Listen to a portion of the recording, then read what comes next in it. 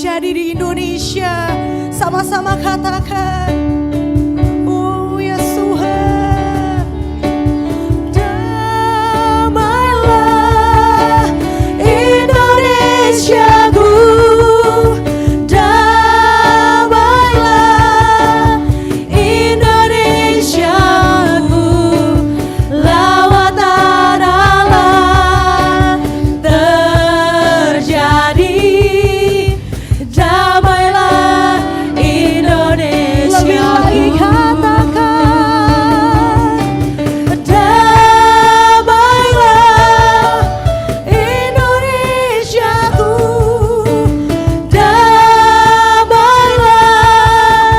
Indonesiaku, lawatan Allah terjadi. Damailah Indonesia. Lagi kita mau katakan, oh damailah, yes Tuhan, biar Indonesia damai.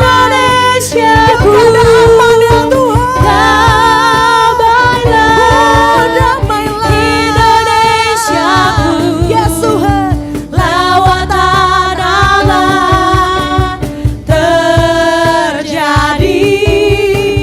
Damailah Indonesia. Sekali lagi dengan sungguh kita mau katakan, damailah, damailah Indonesiaku, Indonesiaku, damailah Indonesiaku, lawatan Allah terjadi. Damailah Indonesia. Dengan iman katakan damailah. Damailah Indonesiaku, damailah Indonesiaku, lawatan Allah terjadi. Damailah Indonesiaku, Lawatan Allah. lawatan Allah terjadi. Damailah Indonesiaku, Lawatan Tuhan. lawatan Allah terjadi. Damailah Indonesiaku. Haleluya.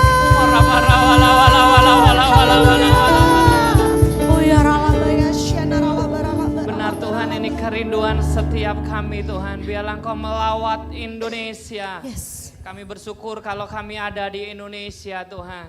Kami berdoa dari pemerintahan pusat hingga desa-desa. Berikan hati yang takut akan Tuhan. Terima kasih untuk pemerintahan yang bersih. Terima kasih buat pemerintahan yang kuat Tuhan. Kami bersyukur buat segala yang sudah terjadi atas Indonesia Tuhan. Bahkan kami juga mensyukuri apa yang akan terjadi buat bangsa kami Tuhan. Terima kasih Tuhan kalau kami boleh ada sampai malam ini semua karena anugerah-Mu Tuhan. Kami bersyukur kalau kami boleh sehat, kami boleh kuat Tuhan. Bahkan kami bersyukur buat setiap apa yang kami miliki hari-hari ini. Terima kasih Tuhan kalau sebentar kami akan duduk manis mendengarkan sebagian dari firman-Mu. Pakai hamba-Mu yang bukan siapa-siapa ini Tuhan. Sampaikan isi hati-Mu buat setiap kami. Kami percaya Tuhan, kami pulang dengan harapan-harapan yang baru Tuhan. Kami pulang dengan kekuatan yang baru dari-Mu Tuhan. Terima kasih Tuhan, kami siap mendengarkan firman-Mu hanya di dalam nama Tuhan Yesus Kristus yang siap sama-sama dengan saya katakan amin. Haleluya. Sebelum duduk cari 2-3 orang katakan Tuhan Yesus baik. Tuhan Yesus baik. Terima kasih hamba-hamba Tuhan. Oke, silakan duduk. Shalom. Sekali lagi shalom. Nama Tuhan. Wah, hari ini anak-anak muda, termasuk saya yang masih muda ini diizinkan Tuhan untuk berdiri di tempat ini. Terima kasih Ibu Gembala, Bapak Gembala atas kesempatannya sekali lagi memberi kesempatan kepada saya untuk sedikit berbagi tentang apa yang saya hidupi hari-hari ini. Mungkin saya juga masih bergumul tentang ini, tapi kita mau sama-sama belajar tentang kebenaran firman Tuhan. Beberapa minggu yang lalu yang masih ingat, saya pernah dikasih tema sama Tuhan tentang suam-suam kuku lewat sumeng. Saya diizinkan Tuhan sakit, Tuhan mau ngomong apa ya nih? Tuhan mau ngomong apa, tiba-tiba ingat sumeng, tiba-tiba Tuhan kasih suam-suam kuku. Beberapa minggu yang lalu beberapa hari yang lalu Tuhan izinkan saya sakit lagi. Wah, kayaknya mau pinter nih saya. Gitu. Biasa saya lagi gitu. Sekarang hari-hari ini kalau saya lagi lagi sakit gitu tiba-tiba kayaknya mau pinter. Biasanya anak kecil kan kalau lagi anget, lagi demam mau pinter ya. Saya juga gitu. Wah, kayaknya saya mau pinter nih. Tuhan mau ngomong apa ya nih? Wah, persiapan mau ngomong apa. Tiba-tiba besoknya saya sakit hari Kamis, Jumat pagi Bapak Gembala WA saya. Mas, Rabu depan yang layani siapa? Saya bilang Selasa, jatuhnya hari Selasa karena Rabu digeser dari Selasa karena besok ada pilkada. Ada Pak salah satu ingat kita tapi digantiin. Oh ya, Selasa besok saya mau pergi Mas, mau pergi ke City Park. Mas Daus yang sharing ya. Oh siapa? Saya itu berusaha siap aja. Padahal baru semalam saya doa Tuhan mau ngomong apa nih, kayaknya mau pinter saya. Pagi-pagi tiba-tiba saya masih dengan keadaan yang belum terlalu sehat. Saya dimasakkan sebuah masakan sama istri saya yang menurut saya harusnya enak nih gitu. Enak nih dimasak, tiba-tiba saya makan enggak enak, mulut saya pahit aja. Terus tiba-tiba Tuhan ngomong gini, Mas, bukan masakannya yang enggak enak, tapi kamunya lagi sakit. Dalam hidup nih kita kadang nggak bisa nikmatin hidup nih.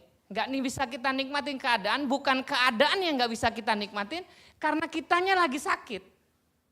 Beberapa minggu yang lalu saya ngomong di WBI, kacamata yang hitam itu tidak mengubah kondisi udara di sekitar kita. Orang yang pakai kacamata hitam atau kita suka kalau ke pantai pakai kacamata hitam. Kondisinya tetap panas, tapi kacamata hitam yang kita pakai itu membuat kita jadi bisa beraktivitas. Tadi saya bilang bukan makanan yang gak enak, tapi sayanya lagi sakit. Kalau hari-hari ini mungkin kita gak bisa nikmatin keadaan, mungkin bukan keadaan yang gak kita bisa nikmatin, kitanya yang kurang sehat. Dalam kehidupan rohani mungkin, kalau kita kurang susah bersyukur gitu, bukan sesuatunya yang gak bisa kita syukuri, mungkin kitanya yang ada masalah dalam hidup kita. Saya nemukan gitu, Tuhan besok-besok jangan sakit, maksudnya besok-besok kalau cuma pengen dapat kayak gini nggak usah sakit gitu, maksudnya saya diizinkan sakit cuma pengen dapat itu doang tuh, tapi enggak apa-apa, saya mau bagiin. Nah hari ini saya dapat tema yang membuat masih saya hidupin, temanya berjalan bersama Tuhan. Kita semua harus berjalan bersama Tuhan, amin. Perjalanan hidup kita masing-masing, kita mulai dari manakah, dari mana asal kita, tapi hari ini kita mau sama-sama belajar kenapa kita harus berjalan bersama Tuhan. Sebagai ayat pembuka, bukakan saya Amos 3 ayat 3. Nabi Amos berkata, berjalankah dua orang bersama-sama jika mereka belum berjanji? Nabi Amos bertanya nih, bisa enggak orang berjalan bersama-sama kalau dia tidak janjian, tidak sepakat? Pertanyaan itu dijawab Nabi Amos, enggak bisa. Dalam kehidupan mungkin kita berumah tangga, kita harus jalan sama-sama. Mungkin bisa ya, tapi enggak tahu sampai kapan. Kalau perjalanan kita enggak sama-sama, tidak diawali dengan sebuah perjanjian kesepakatan, enggak panjang pasti. Di dunia pelayanan juga gitu. Bapak Ibu mau bergereja dimanapun dengan siapapun Bapak Gembalanya, kalau kita enggak sepakat dengan Bapak Gembala, enggak jalan kita. Sehebat apapun pelayanan kita, kalau kita tidak sejalan sama pemimpin kita, tidak bisa jalan kita. Berjalankah dua orang? Ya pokoknya ngomong tentang dua orang, dua pribadi lah. Hari ini kita ngomong berjalankah kita sama Tuhan kalau kita tidak pernah sepakat sama Tuhan. Saya mencatat ada beberapa hal yang hari ini kita mau sama-sama belajar dari kebenaran firman Tuhan. Bukakan saya kenapa kita harus berjalan bersama Tuhan.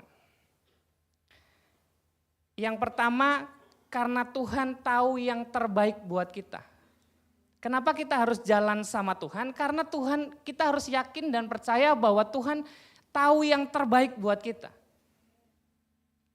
Yeremia 29 ayat 11.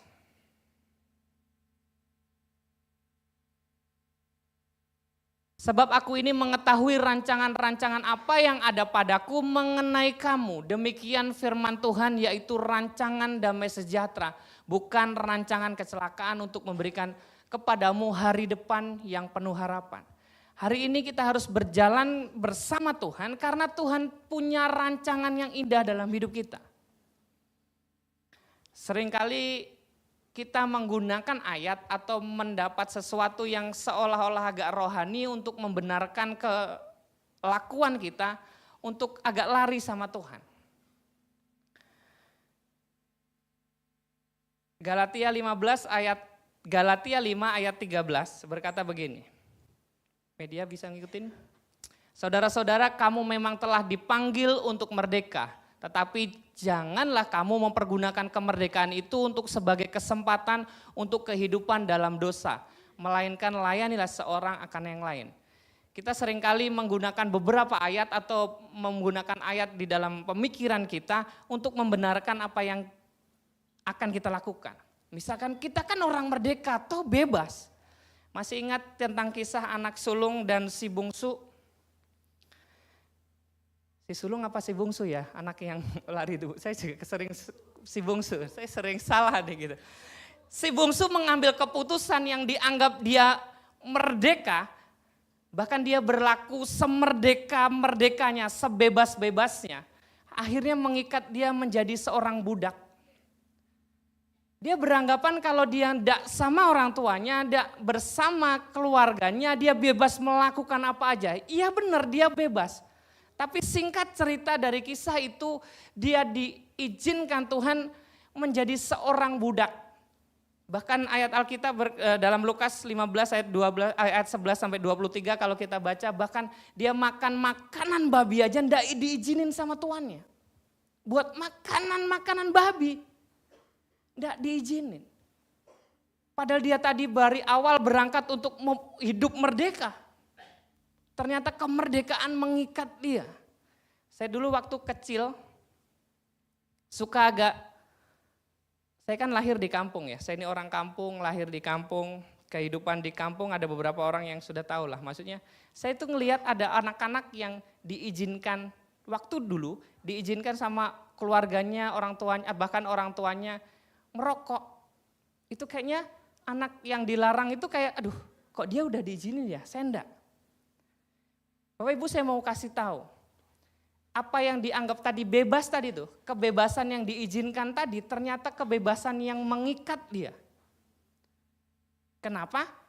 Karena yang dinyatakan bebas tadi belum tentu bisa lepas segampang itu. Kita kalau ngomong, cuma gara-gara ngelepas dari rokok aja kok nggak bisa. Kalau kita yang ngomong yang nggak ngerokok nih, ngomongnya mungkin gitu. Tapi orang yang lagi ada di dalam situ, itu perjuangan untuk bisa lepas dari itu. Jadi hari-hari ini jangan pernah kita menggunakan kata kemerdekaan kita untuk jauh sama Tuhan dengan alasan apapun. Tadi Galatia berkata, saudara-saudara memang kamu telah dipanggil untuk merdeka, tapi janganlah kamu mempergunakan kemerdekaan itu sebagai kesempatan untuk kehidupan dalam dosa. Tapi kita melayani seorang akan lain. Makanya layanilah seorang akan yang lain. Baiklah hidup kita lebih baik bermanfaat buat orang lain. Saudara sepupu kita berkata sebaik-baiknya orang adalah orang yang bermanfaat bagi orang lain. Wah saya setuju itu. Karena ada orang-orang yang baik, ya banyak baik. Tapi kalau dia tidak bermanfaat buat orang lain, kurang baik. Sebaik-baiknya orang adalah orang yang bermanfaat buat orang lain. Kita adalah orang yang diajari untuk saling mengasihi. Kasihilah sesama manusia seperti dirimu sendiri. Alkitab berkata bahwa kita dikatakan sebagai orang munafik kalau kita ngomong cinta Tuhan, mengasihi Tuhan yang tidak kelihatan, tapi kita membenci saudara kita yang kelihatan. Nah hari-hari ini tadi saya ulang kenapa kita harus berjalan bersama Tuhan, karena Tuhan tahu yang terbaik. Sebab Tuhan, Yeremia 29 tadi, sebab Tuhan mengetahui rancangan-rancangan apa yang ada pada Tuhan untuk kita. Tuhan punya rancangan yang indah. Kita semua dirancang Tuhan, dipanggil Tuhan untuk panggilan-panggilan yang indah. Saya sampai hari ini nggak pernah bermimpi untuk bisa berdiri di atas mimbar. Saya belum pernah sih berdiri di atas mimbar. Kan diomelin Pak Gembala saya. Jangan pernah bermimpi untuk berdiri di atas mimbar karena itu tidak sopan. Jadi berdirilah di belakang mimbar. Saya itu nggak pernah bermimpi. Bahkan ada orang-orang yang memimpikan, mencita-citakan untuk pelayanan di atas mimbar tuh. Wah, hati-hati. Hari-hari ini banyak orang yang cinta pelayanan tapi tidak cinta Tuhan. Ada orang-orang yang kehilangan mimbarnya, jadi wah tidak seasik kemarin waktu di mimbar. Ada orang-orang, Bapak Gembala ngajarin saya, Bapak Gembala kapan itu Bapak Gembala Sabat, mengajari kita semua yang ada di tempat ini. Mimbar ini, kita pelayanan ini bukan segala-galanya. Hati-hati, karena banyak orang yang, gini, orang yang pelayanan di atas mimbar ini belum tentu cinta Tuhan. Belum tentu semuanya benar-benar cinta Tuhan, belum tentu. Tapi orang yang cinta Tuhan dengan sungguh-sungguh pasti rindu melayani Tuhan. Saya ulang ini, semua orang yang pelayanan belum tentu cinta benar-benar sama Tuhan. Tapi orang yang cinta dengan sungguh-sungguh sama Tuhan pasti pengen ngelayanin. Apa aja lah, aduh saya ini kalau ngomong suara kurang bagus. Mungkin ada orang-orang yang aduh saya mau berangkat pagi-pagi, lebih pagi, mungkin beresin apa. Pokoknya cinta Tuhan aja, pengen ngelakuin sesuatu buat Tuhan aja. Bukti bahwa orang itu cinta Tuhan. Makanya saya itu agak aneh. Menurut saya sebagai, mungkin saya itu belum terlalu banyak makan asam garam. Jadi darah saya masih normal, belum darah tinggi. Orang-orang yang sudah makan asam garam itu kan darah tinggi aja gitu. Saya itu agak sedikit, jadi pertanyaan buat saya aja. Orang yang dikasih pelayanan enggak mau. Maksud saya gini, sesombong itukah kita gitu. Kan hidup ini anugerah, buat saya hidup ini anugerah. Anugerah banget. Tapi kalau ada orang disuruh ngelayanin, enggak. Sesombong itu kita. Tuh, saya ayatnya lupa tuh. Ada ayatnya. Ayatnya berkata begini, kalau cuma buat muji untuk nyembah Tuhan, Tuhan tuh bisa pakai batu loh. Untuk bersorak-sorai meninggikan nama Tuhan. Jadi kita sebagai manusia yang kayaknya saya tuh aduh kenapa ya, mungkin ya saya nggak tahu perjalanan hidup seseorang pelayanan Tuhan. Makanya ayatnya berkata yang terdahulu bisa menjadi terkemudian. Yang terkemudian menjadi terdahulu. Hari-hari ini kita sama-sama berjuang. Perjalanan hidup kita kan ya kita nggak tahu hari ini ada, besok kita nggak tahu ada. Yang muda ini belum tentu terakhir, kan belum tentu juga. Syarat mati itu bukan soal umur. Syarat dipanggil Tuhan itu bukan sakit syaratnya, enggak. Makanya hari ini kita mau terus berjaga-jaga sama Tuhan. Kalau masih ada, makanya ada hidup ini adalah kesempatan. Kita itu punya kesempatan masing-masing. Bahkan kita juga punya potensi, punya kesempatan untuk dipanggil Tuhan mendadak. Tiba-tiba aja, iyalah orang meninggal tuh tiba-tiba, enggak ada yang kabar-kabar ya. Besok saya meninggal, enggak. Ada mungkin orang-orang yang sadar mungkin udah besok akan, mungkin ada, tapi enggak, pasti tiba-tiba aja. Saya mencatat yang kedua, kenapa kita harus berjalan sama Tuhan. Karena Tuhan yang tahu masa depan kita. Tuhan itu sudah ada sebelum semuanya ada. Wahyu 1 ayat 8. Aku adalah Alfa dan Omega, firman Tuhan Allah yang ada dan yang sudah ada dan yang akan datang, yang maha kuasa. Tuhan tahu masa depan kita. Kita enggak usah banyak, hari ini kan akhir tahun ya, setiap akhir tahun itu para peneliti atau para orang-orang pinter, bukan dukun, bukan, orang-orang yang ngerti gitu, memprediksi bahwa tahun depan pasti sulit, lebih sulit dari tahun lalu. Ingat-ingat aja, misalkan tahun 2023, prediksi tahun 2024 itu pasti lebih sulit. Tahun depan siap-siap akan sulit. Kita bahkan Menteri Keuangan dulu ikat pinggang kencang-kencang karena tahun depan akan lebih sulit. Tahun ini juga pasti kita akan dengar nih akhir-akhir tahun ini. Tahun depan pasti akan lebih sulit, kita harus siap-siap. Mungkin iya, tapi kita enggak usah peduli dengan itu. Maksudnya enggak usah terlalu memusingkan hal itu. Kata-kata Bapak Gembala yang selalu saya pegang hari ini, jangan pernah merusak hari ini dengan merisaukan hari esok. Bahkan Bapak saya tanya, Pak dulu pernah ngomong ini, lupa dia. Tapi saya masih ingat, itu saya pegang dulu. Jangan pernah merusak hari ini dengan merisaukan hari esok. Esok mempunyai kesusahannya lagi, ya mungkin susah, tapi besok juga punya berkat tersendiri. Kemarin ada orang ngomong begini sama saya, masalah itu pasti sepaket dengan solusi. Masalah itu pasti satu paket dengan solusi. Buat orang yang mempercayai ini, Anda juga harus percaya masalah ya, berkat datang dengan sepaket dengan pengorbanan. Misalnya tadi kan masalah datang sepaket dengan solusi. Tapi kita juga harus percaya bahwa berkat datang berbareng sepaket juga dengan pengorbanan. Jadi kalau kita tadi ngomong kita lagi punya masalah hari ini, percayalah pasti sepaket dengan solusi.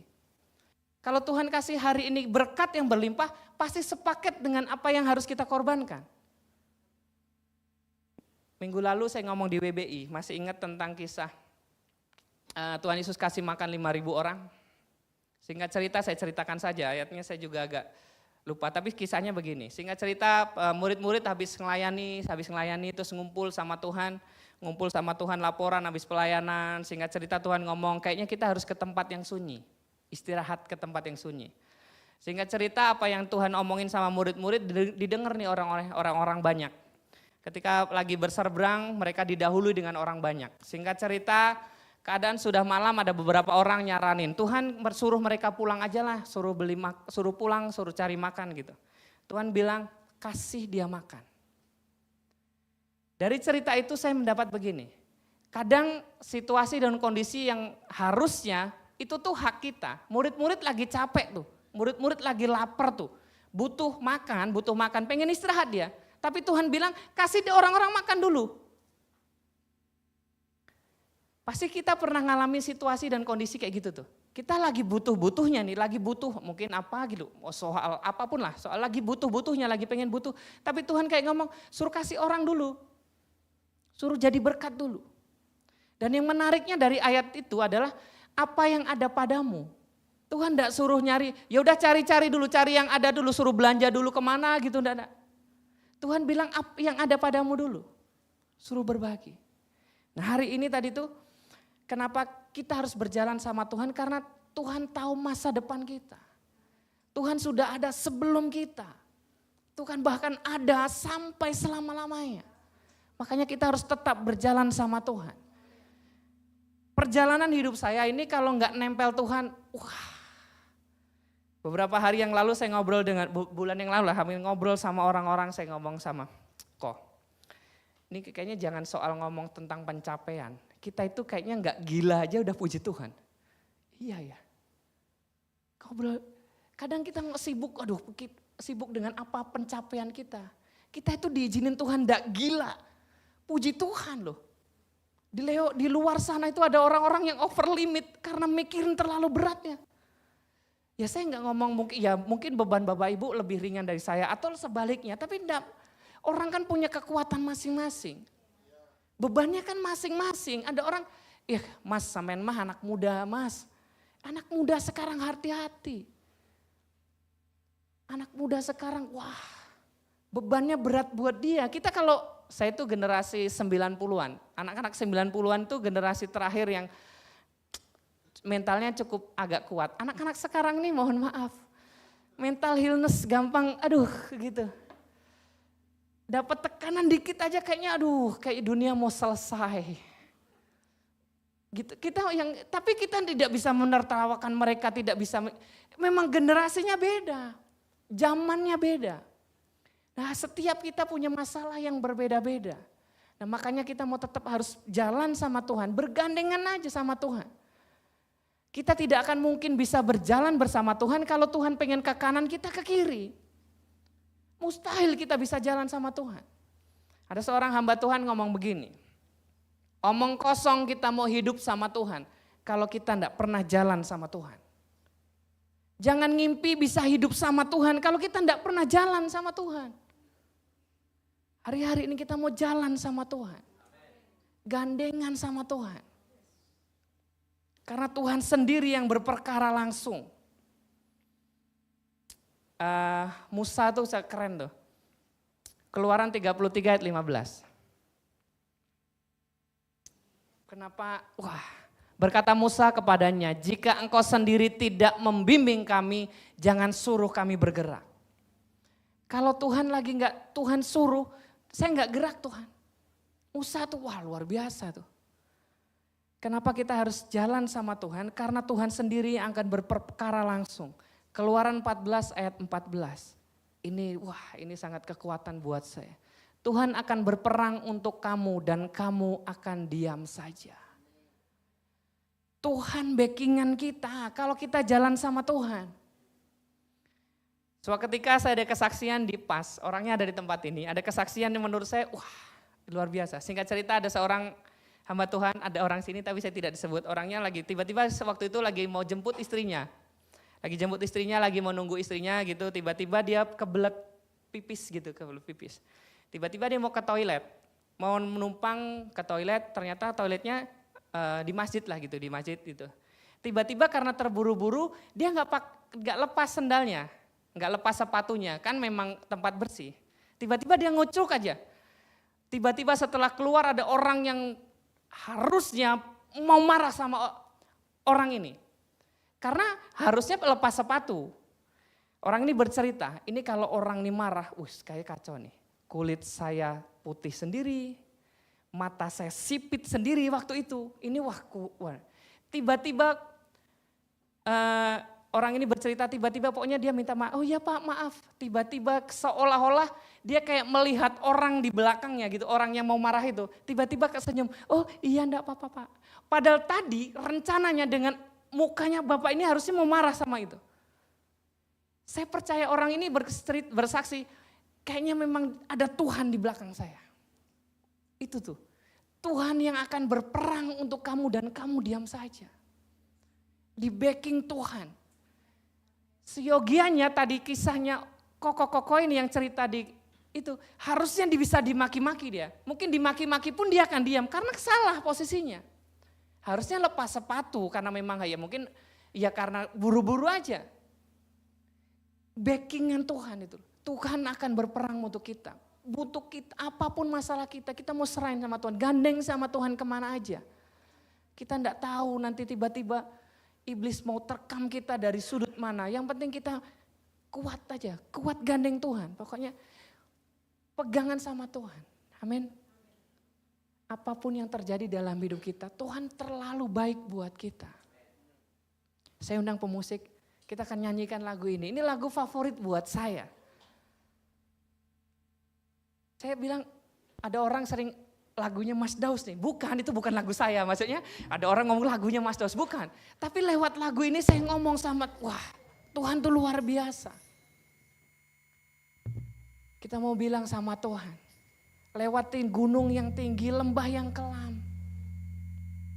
Tuhan ada di pihak kita. Saya undang Bapak Ibu bangkit berdiri, kita mau sama-sama berdoa.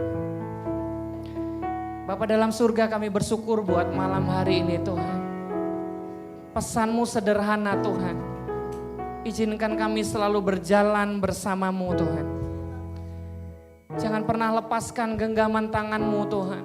Karena kami tak mampu berjalan sendirian Tuhan. Dunia ini terlalu jahat buat kami Tuhan.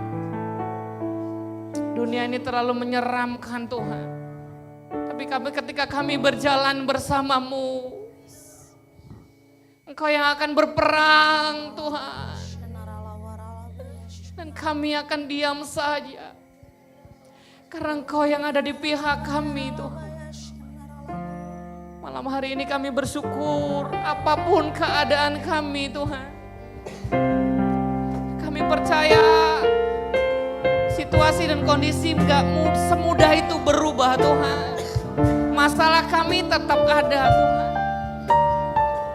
Tapi kami yakin ketika kami berjalan bersama-Mu Tuhan, kami mampu melewati hari-hari yang berat ini.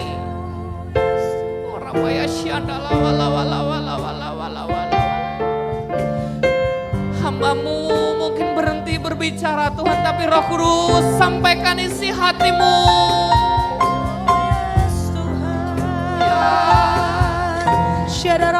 Malam ini kami mau bilang terima kasih. Terima kasih kalau kami boleh kuat sampai malam ini Tuhan.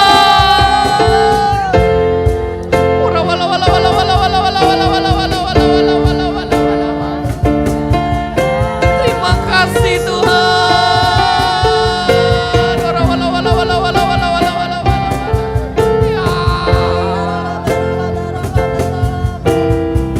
Ampuni kami kalau mungkin kami sering lupa bersyukur Tuhan. Ampuni kami kalau kami mungkin sering lari-larian sama Tuhan. Malam hari ini kami mau ambil keputusan untuk mau berjalan bersama-Mu Tuhan. Karena kami tahu Engkau yang tahu yang terbaik buat hidup kami.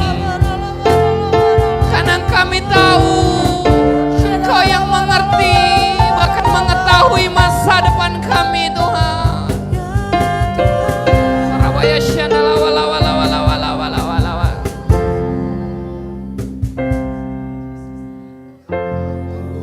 Yang terjadi dalam hidupku ini, tak pernah ku ragukan kasih-Mu Tuhan. Lewat gunung yang tinggi, dalam lembah yang curam, tak pernah ku ragukan janji-Mu Tuhan. Sekali lagi apapun, ya ini pengakuan iman kami Tuhan. Apapun yang terjadi Yes. dalam hidupku Ya ini, Tuhan, tak pernah kami ku tak pernah meragukan Kau Tuhan. kasih-Mu Tuhan. Lewat gunung yang tinggi, dalam lembah yang curam, tak pernah ku ragukan janji-Mu Tuhan. Berfirman